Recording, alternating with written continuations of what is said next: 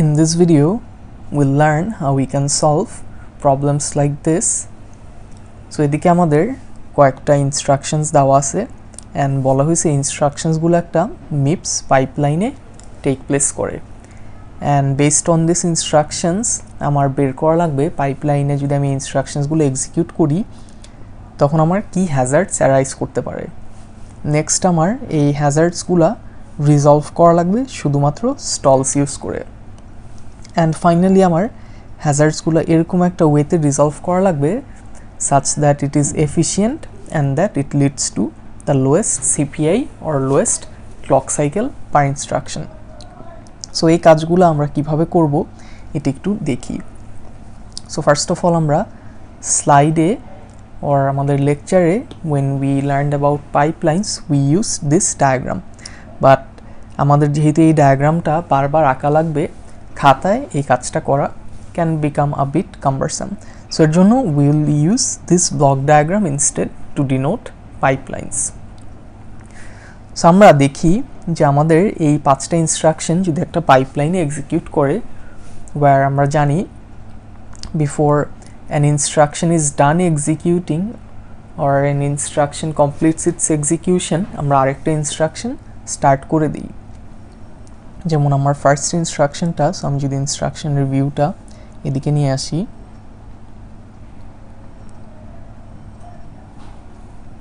আমার ফার্স্ট ইনস্ট্রাকশনটা হচ্ছে কি একটা অ্যাড ইনস্ট্রাকশন ছিল, রাইট? যে নাম্বার 1-এ আমি যদি এদিকে আর একটু স্পেস ক্রিয়েট করি, যেটা আমার একটা অ্যাড ইনস্ট্রাকশন, এটা হচ্ছে গিয়ে আমার LW, এটা হচ্ছে গিয়ে আমার সাব ছিল, এইটা অ্যাড আই, আর এটা হচ্ছে গিয়ে অর। যে আমার এই অ্যাড ইনস্ট্রাকশনটা কিন্তু অ্যাকচুয়ালি শেষ হয় এদিকে, বাট আমি নেক্সট ইনস্ট্রাকশনটা এদিক থেকে না স্টার্ট করে আমি স্টার্ট করতেছি ইনস্টেড এদিক থেকে। সো এখন এইটা করাতে what are some of the hazards that can result in this. So আমাদের ফার্স্ট কাজ হচ্ছে গিয়ে হ্যাজার্ডসগুলো আইডেন্টিফাই করা, অ্যান্ড একটা thing that we can do to make our life easier is that আমরা আগে আইডেন্টিফাই করি কোন ডেস্টিনেশন রেজিস্টারটা অন্য জায়গায় ইউজ হচ্ছে। সো ফর ইনস্ট্যান্স আমি যদি এই অ্যাড ইনস্ট্রাকশনটাই খেয়াল করি, T1 আর T2 এই দুইটা যোগ হয়ে কোনো একটা ভ্যালু আমার এই S1টাতে থাকবে, রাইট? কিন্তু এখন এই S1 এর ভ্যালুটা আমি কিন্তু এদিকে আবার রিড করতেছি।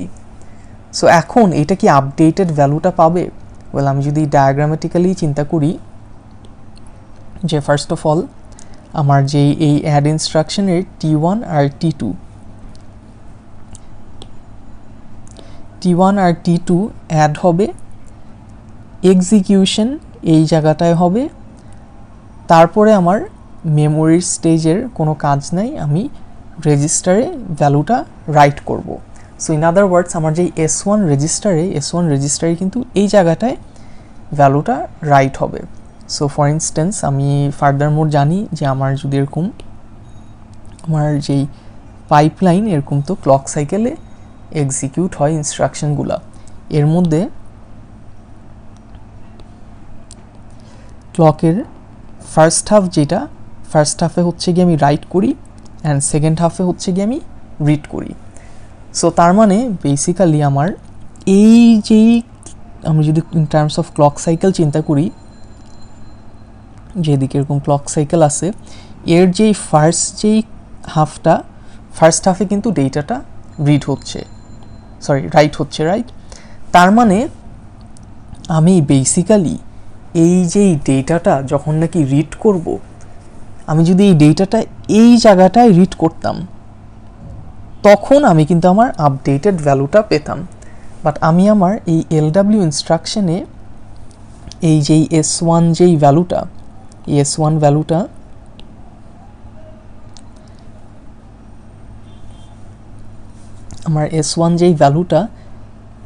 ভ্যালুটা কোথায় রিড করতেছি, যে আমার LW ইনস্ট্রাকশনের এটা একটা বেস অ্যাড্রেস ছিল। ইন আদার ওয়ার্ডস আমার কিন্তু অ্যাকচুয়ালি ভ্যালুটা রিড হচ্ছে somewhere around here, right? So এদিকে অবভিয়াসলি আমি আপডেটেড ভ্যালুটা পাবো না, অ্যাজ আমি প্রিভিয়াসলি অলরেডি বললাম আমার আপডেটেড ভ্যালুটা this is where the updated value would have been present এদিকে যদি আমি রিড করতাম so this is our first hazard and এরকম hazard identification এর সময় আমার এই জিনিসগুলা যদি কোশ্চেন এরকম আসে আইডেন্টিফাই দ্য হ্যাজার্ডস তখন আমার এক্সপ্লিসিটলি মেনশন করা লাগবে যে আমার এই যে ডায়াগ্রামটা এই সেট অফ ব্লক ডায়াগ্রামসে আমার এদিকে SW I mean S1 is being written but আমি এদিকে when S1 is being read or rather decoded from here the updated value from the add or rather let's say resulting from the add instruction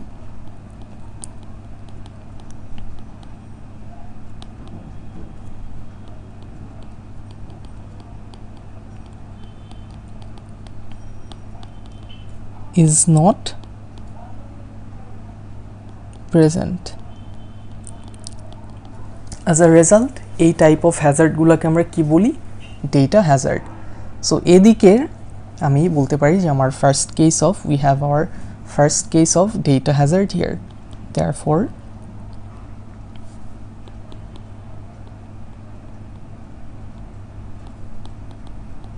this is a data hazard so hazard identification this is what you have to do আচ্ছা by the way এদিকে I have মিসলেবেলড ইট যে আমার রিডের পার্টটা হচ্ছে গিয়ে second যেই সাইকেলটা second সাইকেলটাই করার কথা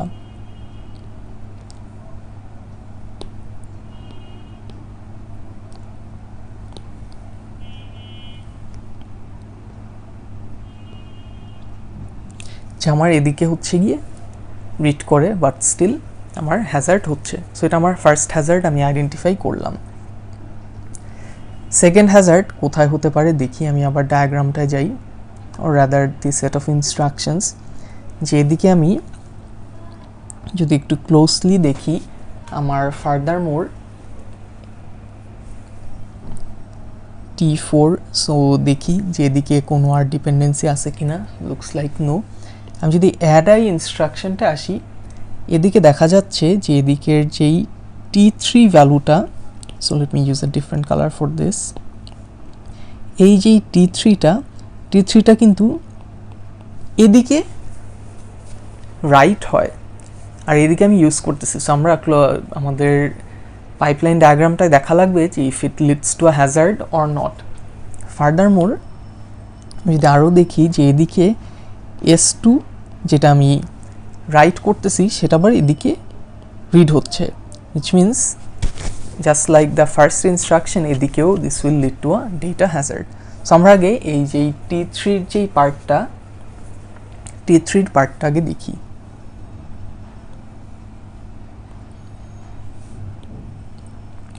so in keeping things consistent আমরা সেম কালার ইউজ করি সো আমাদের এই যে LW ইনস্ট্রাকশনে আমার T3টা কোথায় রিড রাইট কমপ্লিশন হবে সো এই স্টেজটায় যে এদিকে আমার এটা রাইট হবে সো এদিকে আমার বলা লাগবে যে ইন দ্য ফার্স্ট সো এদিকে আমি আগের জায়গাটায় লিখে রাখি যে S1 is being written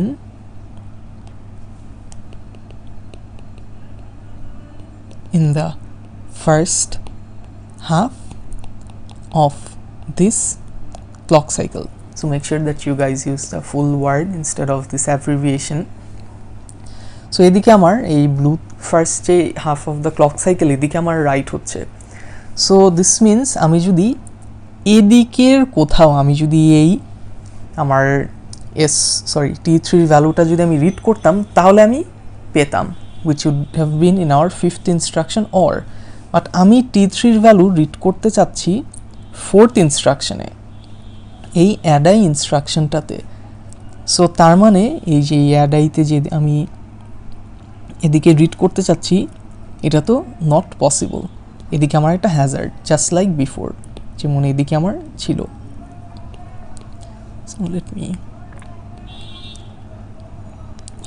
যেদিকে আমার আবার আগের মতো হ্যাজার্ড হচ্ছে। So similarly you'll have to give the same explanation, যে এদিকে আমার বলা লাগবে যে আমার T3 যেটা T3 is being written in this clock cycle, more specifically in the first half of this clock cycle, and এদিকে আমার বলা লাগবে যে এই পার্টটাতে আমার যেই when T3 is being read here, when T3 is being read here, the updated value, আগের জিনিসটা আমি লিখতে পারবো যে the updated value is not present। কোন আপডেটেড ভ্যালু? LW ইনস্ট্রাকশনের যেই ভ্যালুটা মেমোরি থেকে লোড করে রেজিস্টারে রাইট করতেছিল, সেই ভ্যালুটা তো is not updated yet. So instead আমি একটা আউটডেটেড ভ্যালু পাচ্ছি, Das leading to another data Hazard. So similarly আমি যে আমার ফিফথ আমি যেটা গ্রিন কালারে হাইলাইট করলাম সেটাও একটু দেখি, যেদিকে আমি S2 কোথায় রিড করতেছি, রাইট করতেছি। আমার এই যে অ্যাডে ইনস্ট্রাকশনে এই যে গ্রিন যেই পার্টটা, S2 আমার রাইট হচ্ছে সামওয়্যার হিয়ার, বাট আমি S2 কোথায় রিড করতে চাচ্ছি?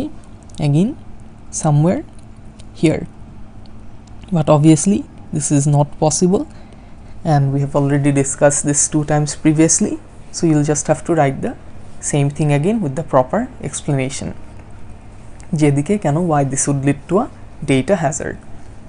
so এটা আমাদের ফার্স্ট পার্ট ছিল। আমাদের সেকেন্ড পার্টটা কি দেখি। আমাদের সেকেন্ড পার্ট, এই হ্যাজার্ডগুলো যেগুলো আমরা আইডেন্টিফাই করলাম এগুলো রিজলভ করা লাগবে ইউজিং অনলি স্টলস। সো আমরা এই কাজটা কিভাবে করা যায়, সো আমরা আগে আমাদের পাইপলাইনটা আবার আঁকি, যেটা আমার ফার্স্ট ইনস্ট্রাকশন, এটা আমার সেকেন্ড ইনস্ট্রাকশন ছিল, এটা থার্ড, এটা ফোর্থ, অ্যান্ড এটা ফিফথ। সো আমার কোন জায়গায় কয়টা স্টল দেওয়া লাগবে এটা আইডেন্টিফাই করি। সো ফার্স্ট আপ, আমার এই যেই ফার্স্টের ডেটা হ্যাজার্ডটা হচ্ছিল, এই জিনিসটা ইন আদার ওয়ার্ডস এই ডায়াগ্রামটা আমি যদি মুভ করে এদিকে আনতাম তাহলে কিন্তু আমার কোনো এরর আসতো না, কোনো ডেটা হ্যাজার্ড আসতো না। সো আমি দেখি এটার জন্য আমার কি করা লাগবে। সো আমার এই যে রাইট ব্যাক যেই স্টেজটা, এই রাইট ব্যাক স্টেজ আর ডিকোডিং স্টেজটা শুড ম্যাচ, রাইট? সো এর জন্য আমার কয়টা স্টল দেওয়া লাগবে। আমি একটা কাজ করি, এটা একটু নিচে নিয়ে আসি।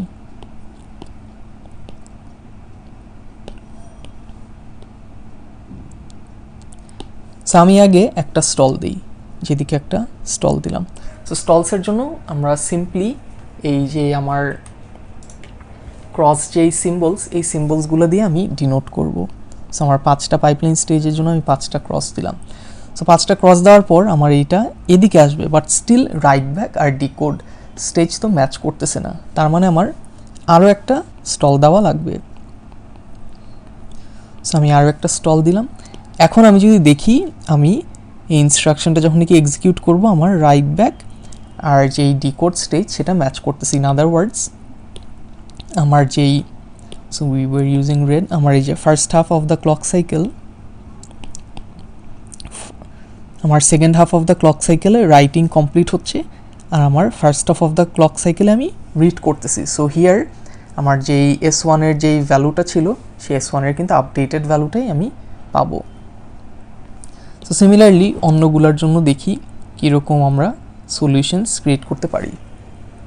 সো পরে আমার প্রবলেম ছিল, আমি এটা ব্লু দিয়ে যেটা হাইলাইট করছি LW ইনস্ট্রাকশনে, আমি এই যে পাশে T3 যখন নাকি রিড করতেছিলাম আর T3 যখন নাকি রাইট করতেছিলাম, সো সেকেন্ড ইনস্ট্রাকশনের ডেস্টিনেশন রেজিস্টারের যেই ভ্যালু থাকার কথা সেটা আমি রিড করতেছি আমার ফোর্থ ইনস্ট্রাকশন এই অ্যাডাইতে, রাইট?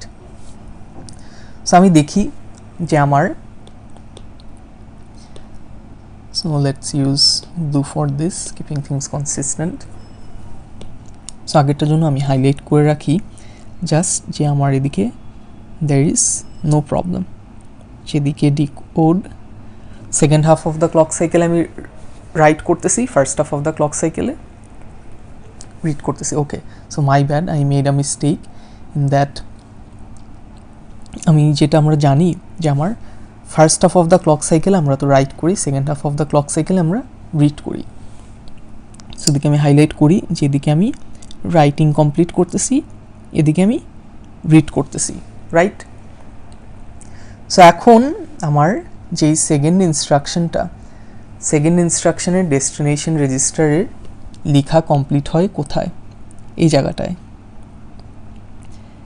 কিন্তু এখন এটা হচ্ছে কি আমার ফোর্থ যে ইনস্ট্রাকশন ছিল, ফোর্থ ইনস্ট্রাকশনে আমি এটা যদি এই জায়গাটায় যদি আমি রিড করতাম তাহলে কিন্তু আমার কাজটা কমপ্লিট হয়ে যেত। ইন আদার ওয়ার্ডস আমার কিন্তু এদিকে একটা স্টল দিলেই হয়ে যেত, যে একটা স্টল দিলে আমার এই ডিকোডিং স্টেজটা এদিকে চলে আসতো। সো আমি এটা একটু নিচে নামাই আর এদিকে একটা স্টল দিই।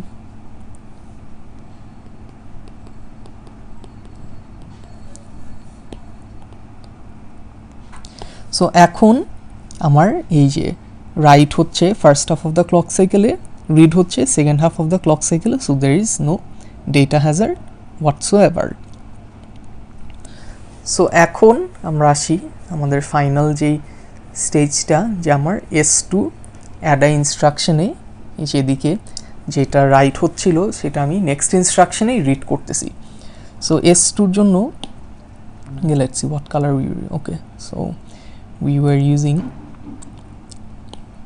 the blue color, so আমরা এই জিনিসগুলো কনসিস্টেন্ট রাখি।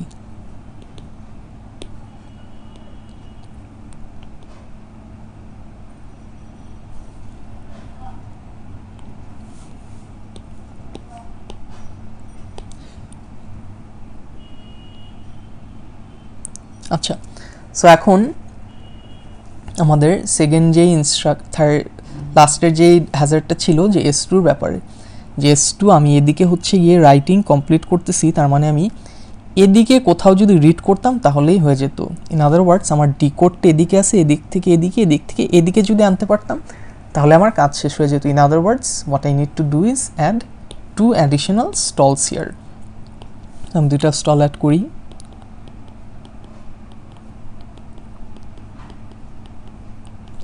সো এখন 2টা স্টল অ্যাড করার পর অ্যান্ড নাও আমি যদি এই ডায়াগ্রামটা আঁকি, আল সি যে আমার first half of the clock সাইকেলে রাইট করতেছি and second half of the clock সাইকেলে আমি রিড করতেছি, অ্যান্ড দেয়ারফর আমার হ্যাজার্ডসগুলো all have been resolved. So আমার সেকেন্ড পার্ট ছিল resolving the hazards using only stalls. So আমি এটা এদিকে লিখে রাখি যে this is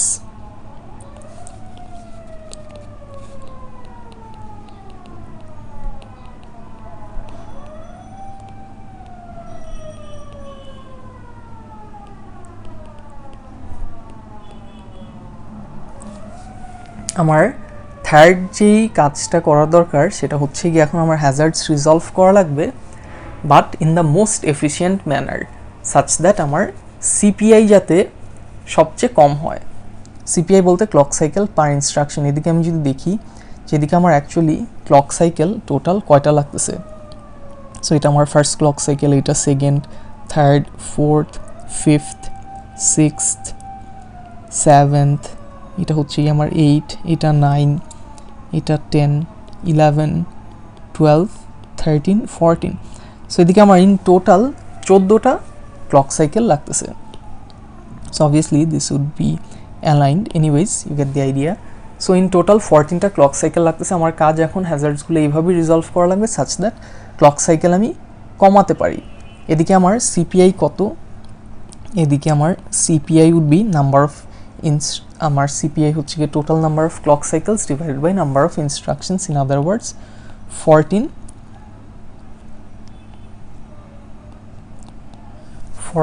divided by 5, which would give us approximately 2.8. So এই সিপিআইটা আমার কমানো লাগবে, and therefore what we need to do now is use forwarding. So forwarding দিয়ে কীভাবে করব? সো আমরা আগে মতো আবার আমাদের যেই পাইপলাইন ডায়াগ্রামটা আঁকি।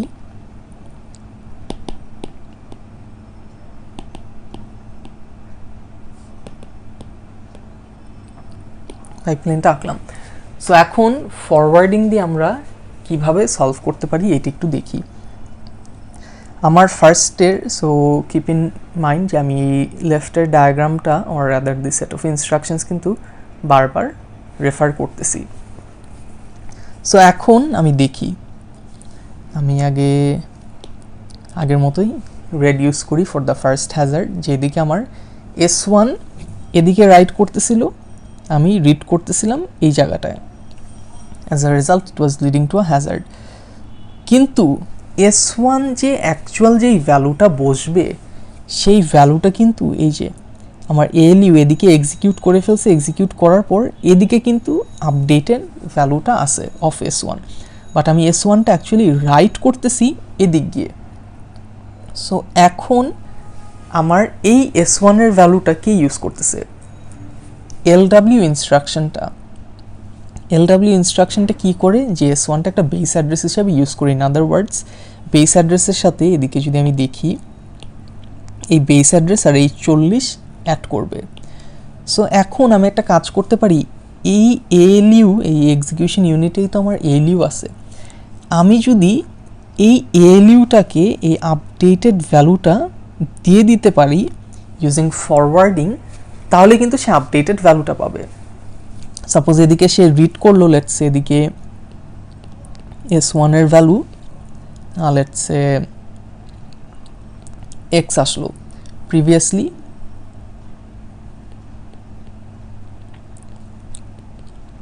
S1 এর ভ্যালু ছিল এইটা, ঠিক আছে। সো এখন সে যখন নাকি ডিকোড করতেছে, ডিকোড করার সময় সে রিড করে S1 এর ভ্যালু কিন্তু y পাইছে, বাট আমি এদিকে ফরওয়ার্ড করে দিচ্ছি updated value x। In other words, আমার এক্সিকিউশন ইউনিট বা আমার ALU যখন নাকি ভ্যালুটা রিড করবে সে কিন্তু y রিড করবে না, ইনস্টেড x পাবে, আপডেটেড যেই ভ্যালুটা। Hence using forwarding I can solve this problem and I do not need to use any type of stalls. So এটা আমার ফার্স্ট স্টেজ গেল, যেদিকে আমি ফার্স্টে ফরওয়ার্ড করলাম। সো নেক্সট দেখি আমি আমার আর কোথায় হ্যাজার্ড হচ্ছিল, যে আমার যে সেকেন্ড ইনস্ট্রাকশন S1 যেটা T3 যেটা আমি রাইট করতেছিলাম LW ইনস্ট্রাকশনে, সেটা আমার অ্যাডাই ইনস্ট্রাকশন রিড করতেছিল। সো আমার এই যেই রাইটিং পার্টটা কোথায় হয়? এদিকে, আর আমি রিড করতে চাচ্ছিলাম এদিকে। সো এখন again I can do the very same thing বলতে আমার কিন্তু রাইট হচ্ছে গিয়ে এদিকে হচ্ছে অনেক দূরে গিয়ে, বাট আমি যেই ভ্যালুটা আমার রাইট হবে সেই ভ্যালুটা কিন্তু এক্সিকিউশন ইউনিট ক্যালকুলেট করে ফেলছে। ক্যালকুলেট করে এই যে পাইপলাইন রেজিস্টারে সে অলরেডি ভ্যালুটা রেখে দিছে। So let me highlight the pipeline registers a bit. Pipeline রেজিস্টারে অলরেডি সে আপডেটেড ভ্যালুটা রেখে দিছে। সো আমার কাজ হবে যে এই ভ্যালুটা সে যখন নাকি ইউজ করবে, লেটস সে এখন প্রিভিয়াসলি হচ্ছে গিয়ে T3 ভ্যালু ছিল let's say 14 or something along the lines of this. Currently so এটা হচ্ছে গিয়ে আমি এক্সাম্পল হিসাবে জাস্ট ইউজ করতেছি। কারেন্টলি এটার ভ্যালু হয়ে গেছে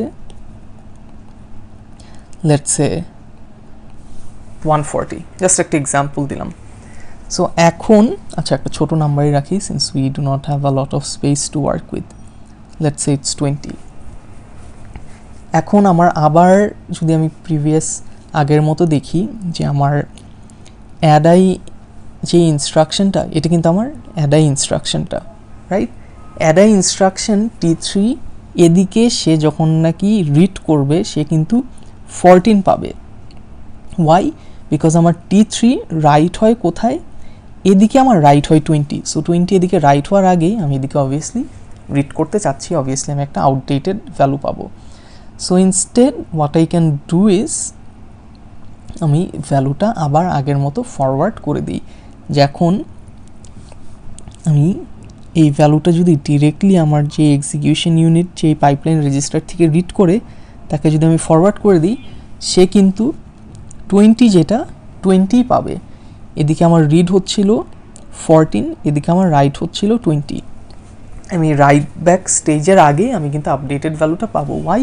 বিকজ পাইপলাইন রেজিস্টার থেকেই কিন্তু এলইউ রিড করবে, অ্যান্ড এই ভ্যালুটা যেটা রাখতেছে সেটা কিন্তু থাকবে না, ইনস্টেড আপডেটেড ভ্যালুটা থাকবে, which is 20।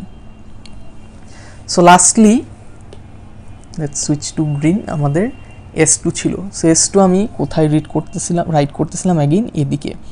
So you get the idea what's going to happen, যে S2 এদিকে রাইট করতেছি, বাট আমি রিড করতে চাচ্ছি এই জায়গাটায়।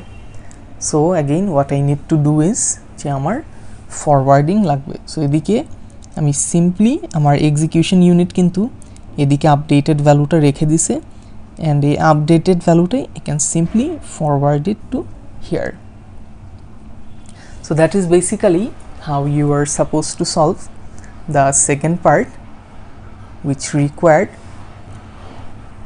resolving the hazards in the most efficient manner to get the lowest possible CPI.